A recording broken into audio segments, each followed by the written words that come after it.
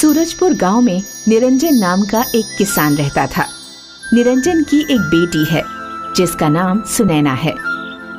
निरंजन की पत्नी का नाम सुशीला है। निरंजन एक मेहनती और व्यावहारिक इंसान है। वो हमेशा दूसरों की मदद के लिए तैयार रहता है। निरंजन के खेत में बहुत अच्छी फसल हुआ करती थी। वो दिन रात अपने खेतों पर मेहनत करता था। वो अपने गांव के अमीर किसानों में से एक था।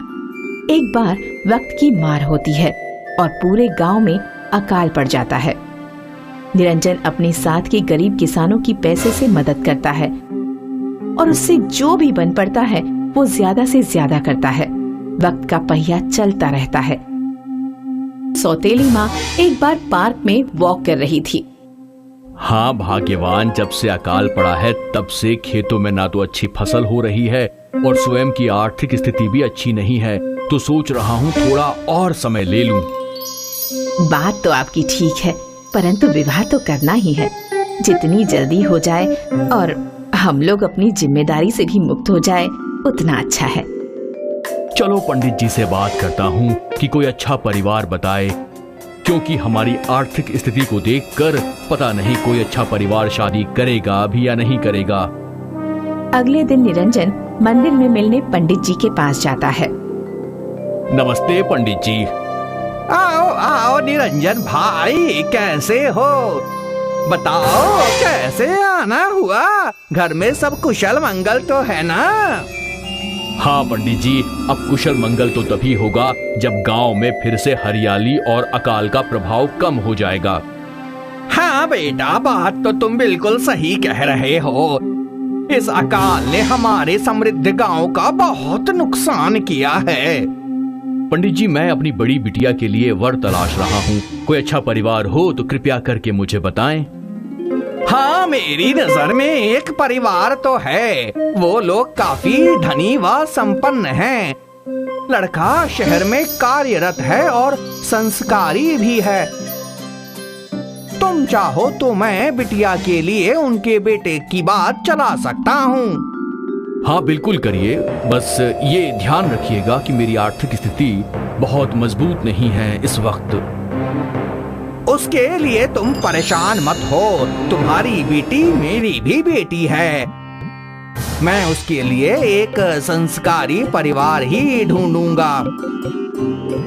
निरंजन शाम को घर आता है।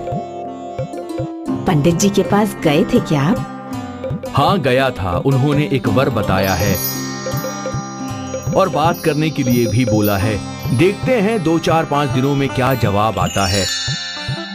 मेरा मन तो अपनी आर्थिक स्थिति को देखकर ही बहुत दुखी हो जाता है। सारी जमा पूंजी तो आपने सहायता कार्य में लगा दी, अब शादी कैसे होगी? परेशान मत हो, जब हमने सबकी मदद की है तो भगवान भी हमारी मदद जरूर करेगा और हमारी बिटिया की शादी भी बहुत अच्छे से होगी। दोनों लोग सो जाते हैं और अगले दिन से फिर अपनी उसी दिनचर्या में लग जाते हैं। उसी शाम सुशीला, आज पंडित जी ने मुझे बताया था, उन्होंने जिस लड़के के बारे में बताया था वो लोग इस इतवार को हमारी बेटी को देखने के लिए आ रहे हैं। अच्छे से तैयारी कर लो। इतवार का दिन आया। दोनों ही परिवारों की मुलाकात हुई और निरंजन के समधी गोपीनाथ जी ने वही शादी के लिए हाँ कर दिया। निरंजन जी, हमें आपकी बेटी बहुत पसंद है। हम इसे ही अपने घर की बहू बनाएंगे। बस हमारी एक छोटी सी शर्त है। क्या शर्त है आपकी? हमारे सभी बारातियों का आदर सम्मान बहुत अच्छे से होना चाहिए और खाना भी लाजवाब होना चाहिए जिससे हमारी नाक ना कटे। हाँ, उसके लिए आप बिल्कुल बेफिक्र रहिए। आप बिल्कुल परेशान मत होइए, आपको हर चीज अच्छी मिलेगी। दोनों ही परिवारों में खुशी का माहौल था, परंतु निरंजन अंदर ही अंदर कहीं न कहीं थोड़ा सा परेशान था। अगले दिन वह खेत पर गया। उसे बेटी की शादी तय होने की जितनी खुशी होती है उतना ही उसे पैसे की चिंता होती है। इतना अच्छा रिश्ता वो छोड़ना भी नहीं चाह रहा था और खेत की मेड़ पर बैठकर रोने लगा। समझ में नहीं आता कि इतने सारे बारातियों के खाने का और आदर सम्मान का इंतजाम कैसे करूंगा। आजकल तो खाने के लिए भी रोटी जुटाना बहुत मुश्किल पड़ रहा है। तभी अचानक से उसके पीछे से आवाज आती है, निरंजन, निरंजन, इधर देखो। निरंजन घर के पीछे मुड़कर देखता है। वह देखता है कि उसके पीछे एक बहुत ही चमकीली सी रोशनी में एक देवी खड़ी हुई है। यह धरती देवी होती है। निरंजन हैरान हो जाता है। मैं धरती देवी हूँ। मुझे पता है कि तुम्हारी बेटी की शादी तय हो गई है और तुम उसके लिए पैसे की वजह से परेशान हो। तुमने आज तक सबकी मदद की है। अकाल के समय में भी तुमने अपनी जमा पूंजी लगाकर गरीब किसानों की और गरीबों की सहायता की थी। तुमने हमेशा धरती की सेवा की है, अपनी माँ की तरह माना है। मैं तुमसे बहुत खुश हूँ। ये लो, तुम बीजों से भरा एक घड़ा लो और ये जादुई हल लो। इन बीजों को अपने खेत में बो दो और इस हल से जुताई करो। तुम्हें अच्छे परिणाम मिलेंगे। निरंजन वो हल और बीजों से भरा घड़ा ले लेता है और उससे दिन रात मेहनत करता है। उसके खेत में बहुत बढ़िया फसल होती है, जिसे बेचकर वो बाजार से बहुत सारे पैसे कमाता है। निरंजन अपनी मेहनत व धरती देवी के जादुई आशीर्वाद से फिर से अमीर हो जाता है। निरंजन और सुशीला बहुत खुश होते हैं। निरंजन खुश होकर विवाह की तैयारियों में लग जाता है। दिए हुए समय पर बेटी की शादी होती है और उसकी बेटी परिवार में हंसी खुशी रहने लगती है। एक दिन, सुनिए, अब हमारी आर्थिक स्थिति अच्छी हो गई है, तो क्यों न हम गांव की गरीब बेटियों के विवाह की जिम्मेदारी ले लें? हाँ, बात तो सही है तुम्हारी। निरंजन और सुशीला गांव की सभी गरीब लड़कियों की शादी करवाने लगते हैं और एक खुशहाल व संपन्न जीवन जीने लगते हैं। शिक्षा, हमें हमेशा दूसरों की मदद करनी चाहिए।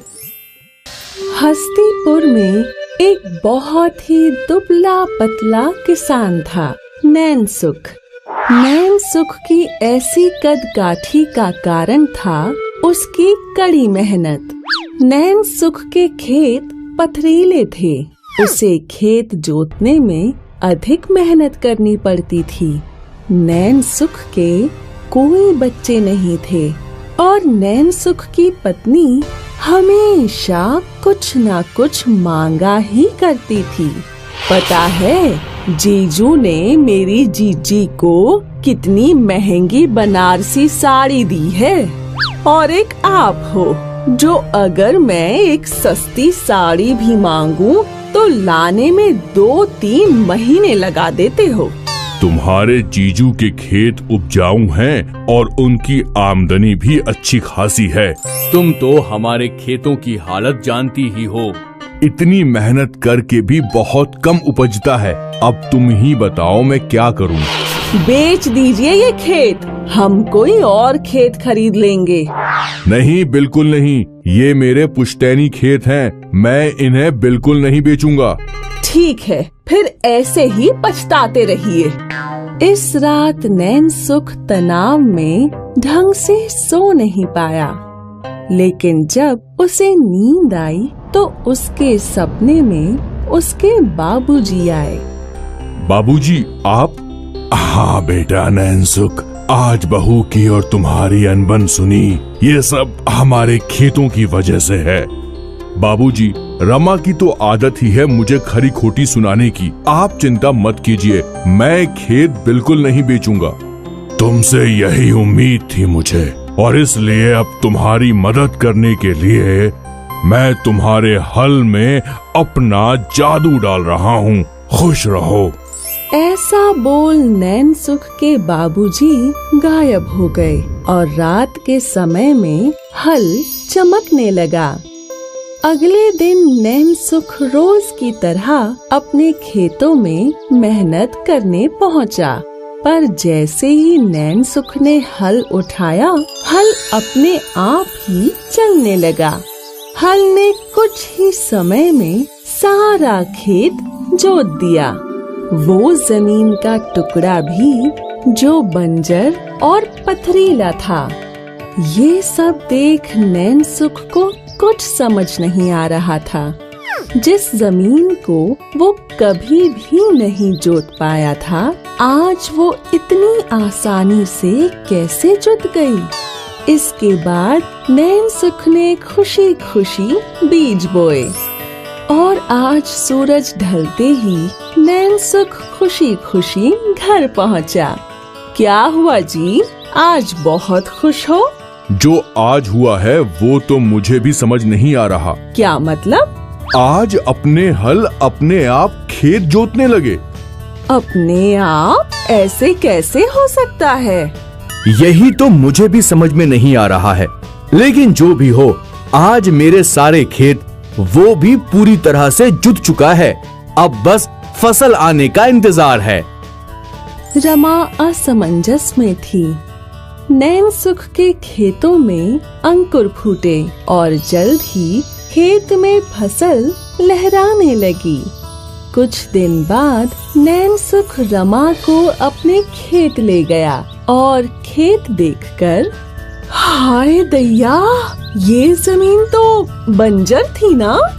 थी, लेकिन अब नहीं है। लेकिन अब तक इसका कारण मुझे समझ में ही नहीं आया। इसके बाद दोनों घर पहुँचे और दीवार पर लगी हुई अपने बाबूजी की तस्वीर देखकर नैनसुख को वो सपना याद आ गया। रामा, ये सब बाबूजी का आशीर्वाद है। नैनसुख ने रमा को सपने के बारे में बताया।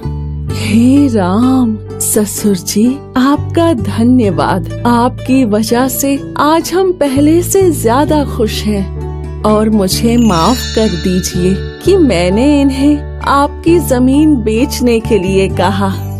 अब मैं कभी भी ऐसा नहीं बोलूंगी। शुक्रिया ससुर जी।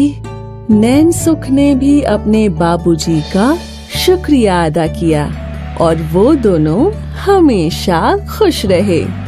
इसीलिए कहते हैं कि हमारे पूर्वज हमेशा हमारा भला ही सोचते हैं। रामा अपनी पुश्तैनी जमीन पर काम करता था। यही 2 एकड़ जमीन ही रह गई थी रामा के पास। अपने दादा परदादा की निशानी के नाम पर यही जमीन थी। वैसे तो रामा ने कई कहानियाँ सुनी थी अपने दादा परदादा के मुंह से, अपने दादा परदादा के महल और सोने के बारे में, पर देखा कुछ नहीं।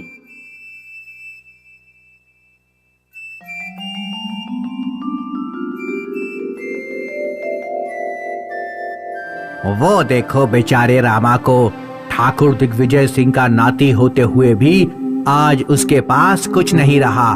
बेचारे के पास अपने खेत में मजदूर लगाने तक के पैसे नहीं हैं। अरे पर इसकी भी क्या गलती? इसका बाप ही तो सारे फसाद की जड़ है। अगर वो भीमा थोड़ा मेहनत करता तो इनकी जायदाद दुगनी हो चुकी होती अभी तक। सारा सोना बेचकर खाने की लत ही इसको ले डूबी। बताओ, वरना क्या नहीं था भीमा के पास? बंगला, सोना, जमीन, नौकर चाकर सब मिला था। उसे अपने हाथों में बस एक काम करने की इच्छा नहीं थी उसके अंदर। भगवान की लीला भी अपार है। वो भीमा 1 नंबर का आलसी कामचोर और उसका बेटा रामा इस गांव में सबसे ज्यादा मेहनती है। बेचारे रामा को अब कोई चमत्कार ही निकाल सकता है इस गरीबी से बाहर। उसी रात को, सुनिए, बच्चों की फीस देने का समय आ रहा है। इस बार कहाँ से लाएंगे पैसे? महाजन जी से बात करके देखता हूँ, पर उनको पिछले साल का भी तो। वो कहीं किसी दिन हमारी बची खुची जमीन भी ना ले जाए हमसे। मुझे तो सोच सोच के रोना आ रहा है। पता नहीं किस चीज की सजा मिल रही है हमें इस जिंदगी से। कोई सजा नहीं है ये। इंसान के भाग में जो लिखा होता है वही होगा उसके साथ। तुम्हारे रोने धोने से कुछ बदल नहीं जाएगा। शुक्र मनाओ, हम दोनों के हाथ पैर ठीक हैं। हम काम करके अपना गुजारा कर सकते हैं। भगवान ने हमें एक दूसरे का साथ दिया है, और क्या चाहिए? पैसे, पैसे चाहिए मुझे। रामा को कुछ दिनों बाद खुदाई करते हुए अपने खेत में एक सोने की मूर्ति मिलती है।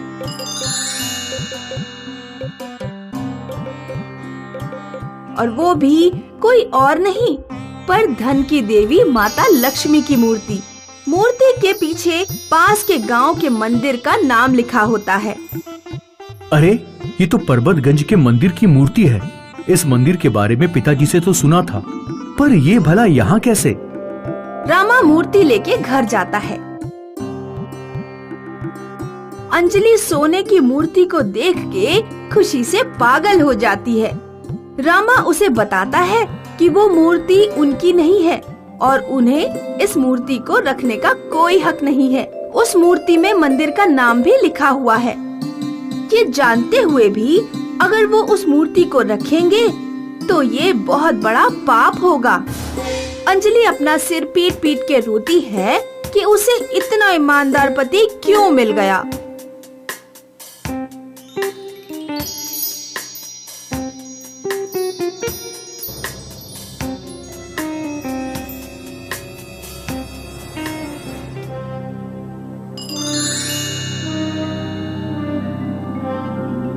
रामा, तुम्हारी ईमानदारी देख के हम बहुत प्रसन्न हुए। देवी जी, क्या ये सच में आप हो? हाँ रामा, ये मैं ही हूँ, धन, सुख और समृद्धि की देवी लक्ष्मी। मुझे तुम्हारी मेहनत और ईमानदारी देख के बहुत खुशी हुई। तुम्हें मैं इस ईमानदारी के बदले में एक इनाम देना चाहती हूँ। देवी जी, इस गरीब को आपके दर्शन हो गए, बस इससे बड़ा इनाम और क्या हो सकता है। देवी जी, मैं आपको देख के इतना खुश हो गया हूँ कि मुझे और कुछ चाहिए ही नहीं। मुझे लगा ही था कि तुम कुछ नहीं मांगोगे मुझसे, इसीलिए मैं तुम्हें एक इनाम पहले ही दे चुकी हूँ। तुम्हें जल्द ही उस इनाम का पता चल जाएगा। इतना कह के देवी लक्ष्मी वहाँ से गायब हो जाती हैं।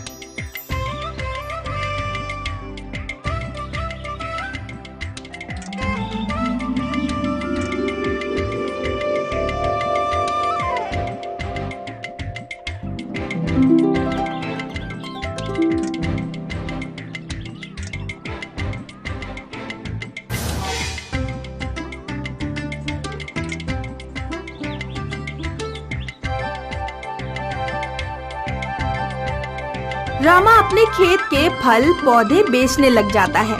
अपने खेत के आगे वो अपनी एक छोटी सी दुकान लगाता है, जहाँ हर तरह के फूल, फल, सब्जियाँ बिकती हैं।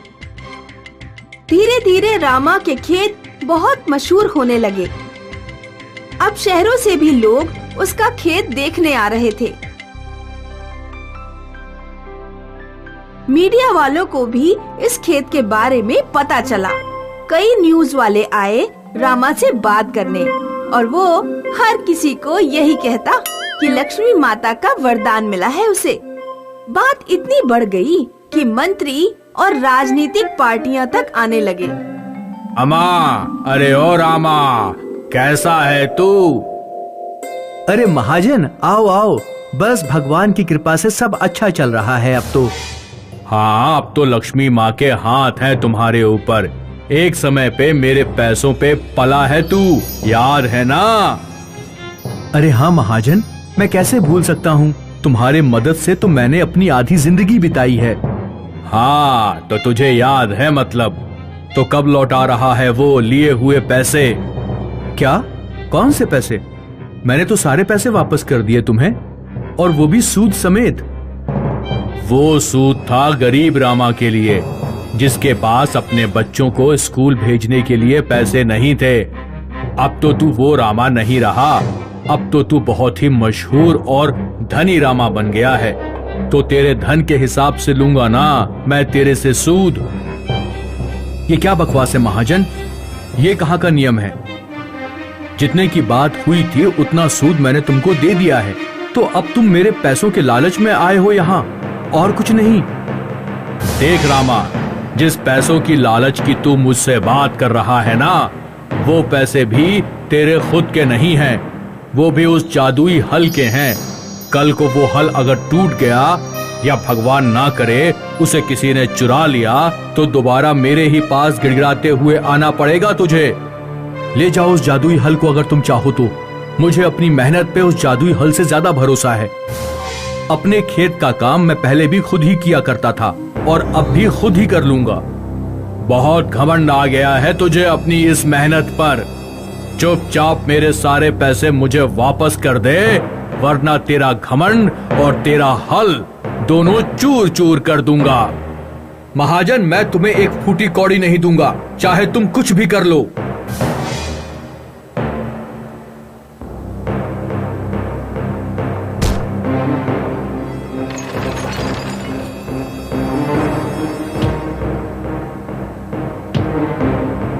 रामा बुरी तरह से घायल हो जाता है।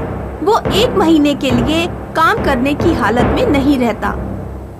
उसके खेत खाली पड़ जाते हैं और उसके घर के आगे की दुकान भी। 1 महीने बाद जब रामा वापस अपने खेत में आता है, अपनी बंजर खेत को देख रामा की आंखें भर आती हैं।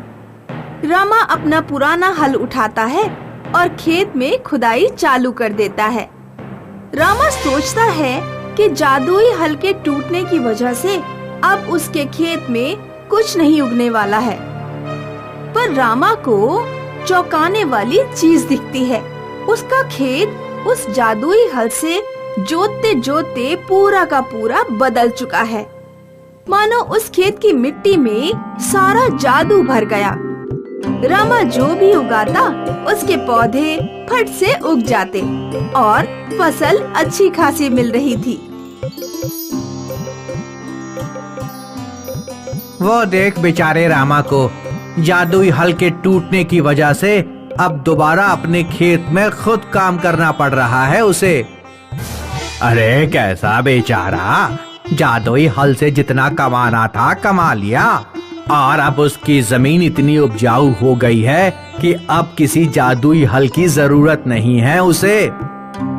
अरे तो ये अपने खेत पे इतनी मेहनत से खेती क्यों कर रहा है फिर? भला ये कैसा सवाल है?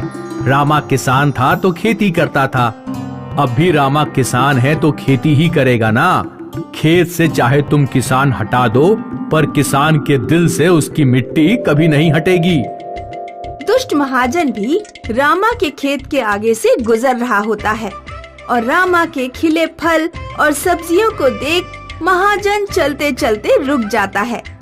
रामा ने बोला था कि जादुई हल हो या नहीं, उसकी मेहनत तो हमेशा उसके साथ रहेगी। और महाजन ने जितनी भी कोशिश की, आखिरकार किसान की मेहनत की जीत हुई।